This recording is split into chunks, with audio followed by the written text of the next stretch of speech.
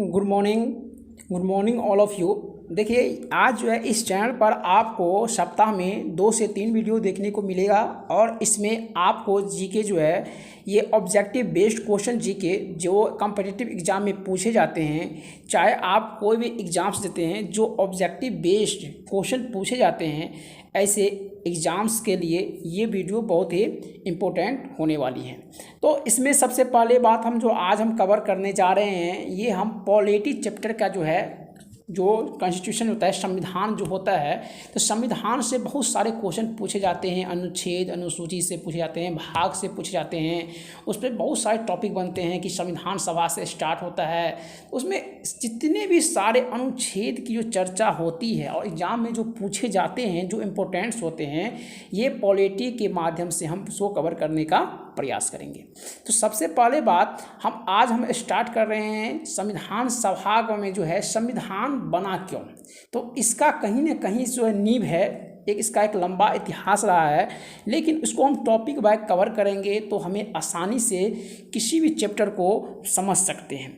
अगर कोई भी चैप्टर आपको लंबा लग रहा है तो उसे टॉपिक वाइज डिवाइड कर दीजिए, डिवाइड करके फिर उसे आप पढ़ें तो और एक नोटबुक तैयार करें तो आपको जो है ये टॉपिक खुद ब खुद आसान लगने लगेगी। तो चलिए बिना देर किए स्टार्ट करते हैं। तो आज हम पढ़ने वाले हैं संविधान सभा। संविधान सभा में सबसे पहले जो है उसका गठन कब हुआ था, ऐसा एग्जाम में क्वेश्चन पूछा जाता है। तो इसका गठन जो हुआ था ये जुलाई 1946 में इसका गठन हुआ था। ठीक है बच्चों, तो आपको ये बात याद रखनी होगी कि जुलाई जो है 1946 में इसका गठन हुआ था। इससे संबंधित एक क्वेश्चन और पूछे जाते हैं कि कैबिनेट मिशन जो है भारत कब आया था, भारत उसका आगमन कब हुआ था। तो कैबिनेट मिशन मार्च 1946 में ही भारत आ गया था।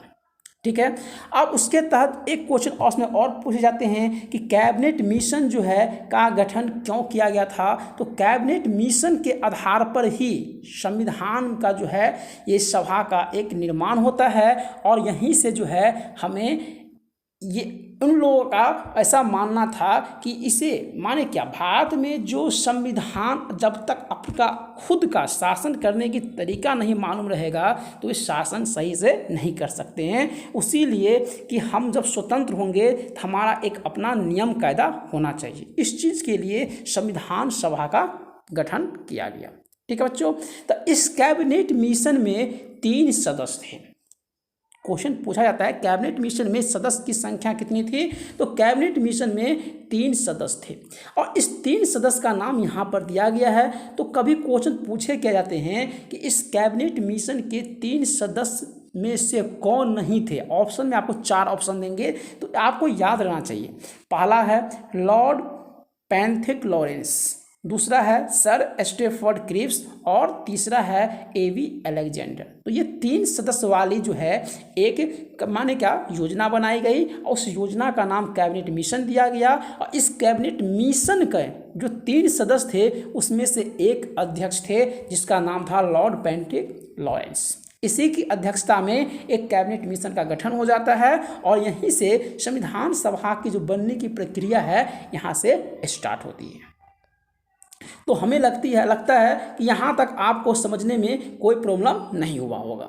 एक बार फिर से इतना डिवाइज कर लेते हैं कि संविधान सभा में जो कैबिनेट मिशन जो है, तो कैबिनेट मिशन का भारत आगमन हुआ था मार्च 1946 में, जबकि कैबिनेट मिशन का गठन हुआ 1946 में जुलाई में और उसमें 3 सदस्य थे। 3 सदस्य कौन थे? तो पैंथिक लॉरेंस थे, स्टेफर्ड क्रिप्स थे और एवी अलेक्जेंडर थे। जिसमें किसकी अध्यक्षता में कैबिनेट मिशन का गठन हुआ? तो लॉर्ड पैंथिक लॉरेंस की अध्यक्षता में। ठीक है बच्चों, तो चलिए अब आगे बढ़ते हैं। आगे टॉपिक क्या है? आगे इसमें यह कहा गया है कि संविधान सभा में उस समय में कुल सदस्यों की संख्या कितनी थी। तो संविधान सभा जब ये बन रहा था तो उस समय जब हमारा भारत देश विभाजित नहीं था, है ना, क्योंकि हम 15 अगस्त 1947 को आज़ाद होते हैं। अभी हम बात करें 1946 में, अभी हम क्या है तो उस समय संविधान सभा में कुल जो सदस्य थे वह 389 सदस्य संख्या थी, जिसमें से ब्रिटिश प्रांत से 293 सदस्य थे और देसी रियासत से 92 सदस्य थे और 4 सदस्य थे आपको कौन तो चीफ कमिश्नर की तरफ से।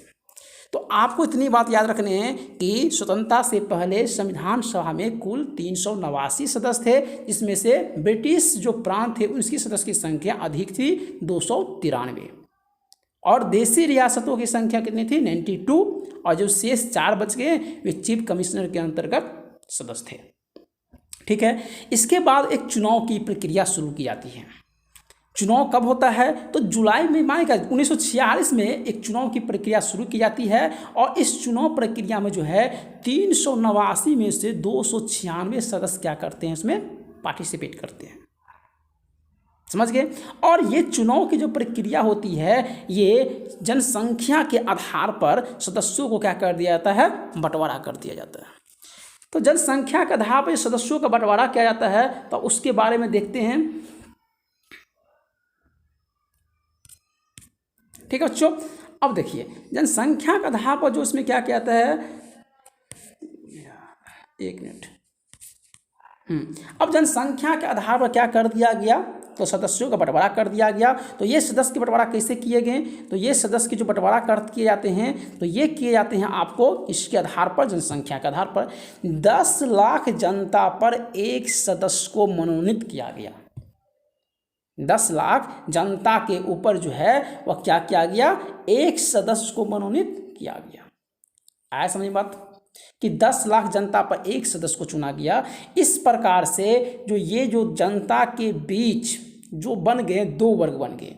तो एक वर्ग में आ गए 3 लोगों के समुदाय आ गए, और दूसरे जो प्रमुख वर्ग बना इसमें 2 लोगों के समुदाय आ गए। समझिए ठीक से। तो अब हमारे पास 296 सदस्य जो क्या कर रहे हैं, पार्टिसिपेट कर रहे हैं। तो उस 296 सदस्य को कैसे बांट दिया गया, 2 वर्गों में। तो पहला जो वर्ग था, इस पहला वर्ग में कौन आ गया, तो पहला वर्ग में आ गया ये मुस्लिम, सिख और साधारण लोग आ गए। और जो प्रमुख वर्ग बना, इसमें प्रमुख वर्ग में ये 2 आ गए, कांग्रेस और मुस्लिम लीग आ गए, जिसमें से कांग्रेस को बहुमत प्राप्त हुआ, वह 208 सदस्य में गए, मुस्लिम लीग को 73, तो टोटल मिलाकर 281 जो सदस्य चले गए वह उसमें चले गए। तब बच गया शेष 15 सदस्य जो कहाँ बंटवारा में चले गए, मुस्लिम, सिख और साधारण में। समझ गए? इस प्रकार से जुलाई 1946 में चुनाव के बाद कैबिनेट मिशन जो है एक नई रूप लेकर उभरता है। अब बात करते हैं, ये संविधान सभा की बैठक हुई। अब जब चुनाव हो गई तब बैठक की बारी आई। तो ये बैठक जो है ये कहाँ हुई, नई दिल्ली में। ये नई दिल्ली में जो है एक पुस्तकालय भवन है जिसका नाम है काउंसिल चैम्बर। तो उसी में जो है काउंसिल चैम्बर में जो है बैठक प्रारंभ होती है, और लगातार उसमें जो बैठक की जो प्रक्रिया होती है चलती है, जिसमें से जो प्रमुख बैठक है, जो पहला बैठक होती है वह 1900 के कब होती है, तो 1946 में उसका पहला बैठक संपन्न होती है। ठीक है, 9 दिसंबर को। तो फर्स्ट बैठक जो है ये 9 दिसंबर को होती है, और इस 9 दिसंबर को जो पहली बैठक होती है तो उसमें डॉक्टर सच्चिदानंद सिन्हा को अस्थायी अध्यक्ष के रूप में चुन लिया जाता है। कि संविधान सभा के जो अस्थायी अध्यक्ष होंगे वह कौन होंगे, तो डॉक्टर सच्चिदानंद सिन्हा होंगे। और उसे किस आधार पर चुना जाता है, तो उसे चुना जाता है माने कि सीनियरिटी के आधार पर। किस आधार पर, माने बुजुर्ग सदस्य के आधार पर, क्योंकि उस संविधान सभा में सबसे जो बुजुर्ग होते हैं, उम्रदराज लोग होते हैं, वो कौन होते हैं, डॉक्टर सच्चिदानंद सिन्हा। तो उसके आधार पर क्या किए जाते हैं, उसे 9 दिसंबर 1946 को संविधान सभा का अस्थायी अध्यक्ष चुन लिया जाता है। लेकिन मुस्लिम लीग जो है, जो 73 सीट लाकर उसका क्या करता है, बहिष्कार करता है, और वह बिल्कुल एक क्या करता है, पाकिस्तान के लिए एक बिल्कुल अलग संविधान सभा क्या कर लेता है, मांग कर लेता है। इसी को लेकर सेकेंड डे जो बैठक होती है वो 11 दिसंबर को 1946 में बैठक होती है, और डॉक्टर राजेंद्र प्रसाद को अस्थायी अध्यक्ष के रूप में चुन लिया जाता है। तो आपको ये जो डेट है बहुत इम्पोर्टेंट है। इस 2 डेट को आपको याद रखना है, 9 दिसंबर, इसके दो दिन बाद 11 दिसंबर। 9 दिसंबर 1946 को पहली बैठक होती है, उसके अस्थायी अध्यक्ष के रूप में डॉक्टर सचिदानंद सिन्हा को चुना जाता है। और 11 दिसंबर 1946 को जो सेकेंड बैठक होती है उसमें जो अस्थायी सदस्य के रूप में डॉक्टर राजेंद्र प्रसाद को चुन लिया जाता है।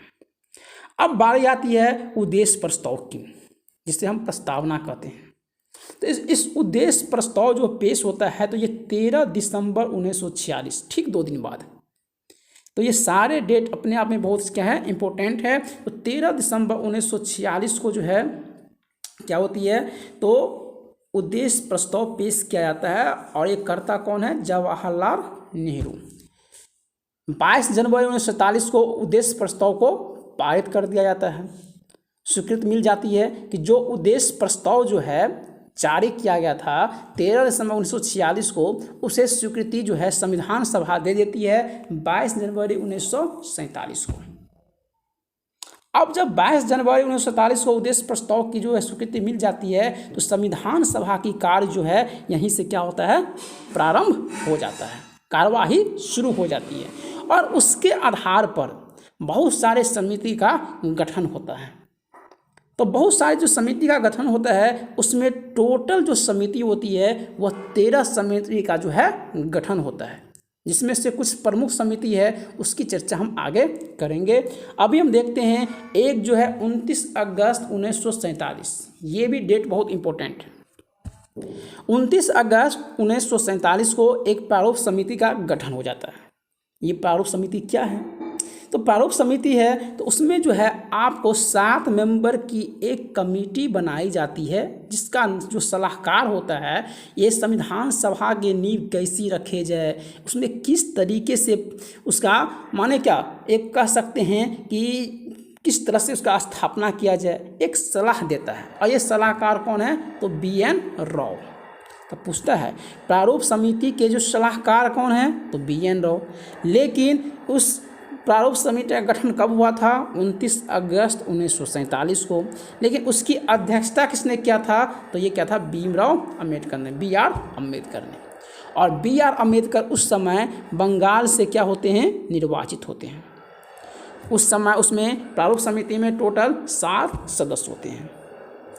लेकिन जब देश बंटवारा हो जाता है तो भीमराव जो अम्बेडकर है वह अपना निर्वाचन बम्बई क्षेत्र से वह चुने जाते हैं।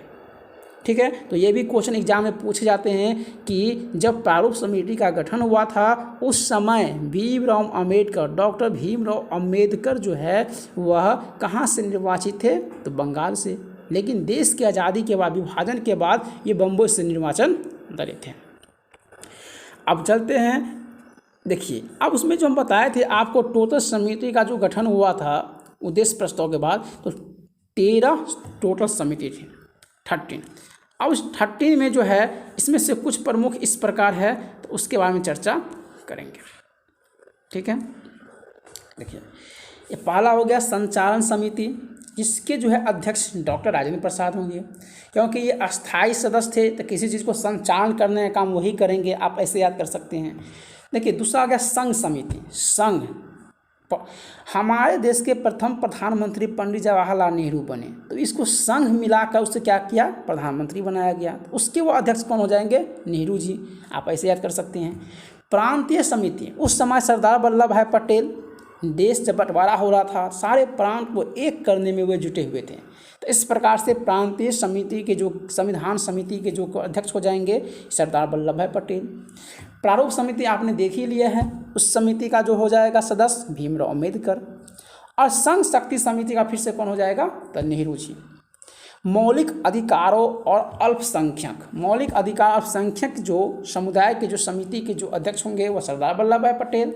और राष्ट्रीय ध्वज संबंधी जो है तटस्थ समिति के अध्यक्ष डॉक्टर राजेंद्र प्रसाद। और इस प्रकार से ये प्रमुख समितियाँ जो एग्जाम में पूछे जाते हैं यही हमने यहाँ पर टैकल किया है। अब 2 उप समिति का भी गठन किया गया जो एग्जाम में पूछे जाते हैं, एक है मौलिक अधिकार उप समिति, एक है अल्पसंख्यक उप समिति। तो मौलिक अधिकार उप समिति में JV कृपलानी इसके अध्यक्ष हो जाएंगे, अल्पसंख्यक में SC मुखर्जी हो जाएंगे। ठीक बच्चों, अब आगे बढ़ते हैं, उसमें देखेंगे कि संविधान जो निर्माण में कुल जो लग गया 2 वर्ष 11 माह 18 दिन के टाइम लग गया। अब ये 2 वर्ष 11 माह 18 दिन का जो टाइम लगा उसमें टोटल एक्सपेंस आ गया उस समय 63,96,729। ठीक है। अब ये प्रारूप समिति जो थी वो 21 फरवरी 1948 को अपनी रिपोर्ट जो है संविधान सभा को क्या करती है, प्रस्तुत कर देती है। जो उन्होंने संविधान, जो बहुत सारे देशों से मिलकर उन्होंने एक क्या क्या किताब जो तैयार किया था, जो संविधान में क्या क्या नियम होने चाहिए, तो ये चीज़ जो है ये रिपोर्ट के आधार पर जो है संविधान सभा को सौंप देती है 21 फरवरी 1948 को। अब इस रिपोर्ट पर संविधान सभा अपना वाचन शुरू करती है। तो प्रथम वाचन 3 वाचन टोटल चला था, जिसमें से प्रथम वाचन 1948 में और दूसरा वाचन 15 नवंबर 1948 से 17 अक्टूबर 1949 तक और तीसरा वाचन 14 नवंबर से लेकर 26 नवंबर 1949 तक चला था। और फाइनली संविधान सभा जो है जब वो क्या करती है, वाचन खत्म होने के बाद 26 नवंबर 1949 को पारित कर दिया जाता है, या कह सकते हैं अंगीकृत कर दिया जाता है। और उस रिपोर्ट पर जो है 284 सदस्य के हस्ताक्षर हो जाते हैं। उस समय 26 नवंबर 1949 को एक आंशिक रूप से जो संविधान को क्या कर दिया गया, पारित कर दिया गया। उसमें टोटल जो महत्वपूर्ण अनुच्छेद थे, जिसमें से 15 अनुच्छेद को शामिल करके उसे पारित संविधान कर दिया जाता है। लेकिन फाइनली उसको संविधान सभा को जो है लागू किया जाता है। ये लागू कब किया जाता है, तो ये लागू किया जाता है 26 जनवरी 1950 को, जिसे हम गणतंत्र दिवस के रूप में मनाते हैं। अब ये 26 जनवरी 1950 को इसे हम गणतंत्र दिवस के रूप में मनाते हैं, इसके पीछे भी एक कारण है। भाई हम 26 नवंबर 1949 को क्यों नहीं किए, तो आपको याद आगे पढ़ाया जाएगा कि एक माने कांग्रेस की अधिवेशन चल रही थी। उसमें 1929 में एक लाहौर में अधिवेशन चला था, जिसकी अध्यक्षता जवाहरलाल नेहरू ने किया था। और उसमें उन्होंने शपथ लिया था कि 26 जनवरी 1930 से हम लोग स्वतंत्रता दिवस के रूप में हर वर्ष मनाएंगे। और प्रथम स्वतंत्रता दिवस जो है ये कांग्रेस अधिवेशन द्वारा 26 जनवरी 1930 को मनाया गया था। इसी चीज़ को ध्यान में रखते हुए वे 26 नवंबर 1949 को संविधान को सिर्फ पारित करता है, अंगीकृत करता है, न कि लागू करता है। तो उसी डेट को कि 26 जनवरी को जो है इस चीज़ को लागू कर दिया जाता है। और तभी से प्रत्येक वर्ष हम 26 जनवरी 1950 को गणतंत्र दिवस के रूप में मनाते हैं। और उस समय टोटल 26 जनवरी 1950 को जब हम गणतंत्र दिवस को मनाते हैं, संविधान लागू हो जाती है, तो हमारे संविधान में टोटल 395 अनुच्छेद, 22 भाग और 8 अनुसूची को जोड़ दिया जाता है। ये मूलतः तो संविधान में मूलतः कितने अनुच्छेद हैं, 395, कितने भाग, 22 भाग, और कितने अनुसूची, 8 अनुसूची। ये मूलतः है उस समय, लेकिन अब बढ़ गए हैं, अब अनुसूची 12 हो गया है। और कुछ देखिए 2 डेट और इम्पोर्टेंट है। एक है 22 जुलाई 1947, जिसको उस दिन राष्ट्रीय ध्वज को अपना लिया जाता है। और एक है 24 जनवरी 1950, जो राष्ट्रीय गान को अपना लिया जाता है। जब देश विभाजन हुआ था उस समय देश की जनसंख्या थी 200। देश में सदस्यों की जनसंख्या कितना थी भाई, संविधान सभा में 299। अब बाद बाकी जो है 100 सदस्य जो हैं वे कहाँ, जो पाकिस्तान को सौंपा गया था। उस 299 में से 229 जो है ये प्रांतीय सदस्य थे और 70 देसी रियासत से सदस्य चुने गए थे। तो उस प्रकार से फाइनली संविधान सभा का गठन हो जाता है। तो अब हम नेक्स्ट टॉपिक जो चर्चा करेंगे ये करेंगे आपको जो संविधान समिति में जो सब जोड़े गए, इसमें 395 अनुच्छेद हैं, 22 भाग हुए, 8 अनुसूची हुए, कौन संविधान का नियम कहाँ से लिया गया, इसके बारे में। चलिए फिर मिलते हैं आपको नेक्स्ट वीडियो में, तब तक के लिए जय हिंद, धन्यवाद।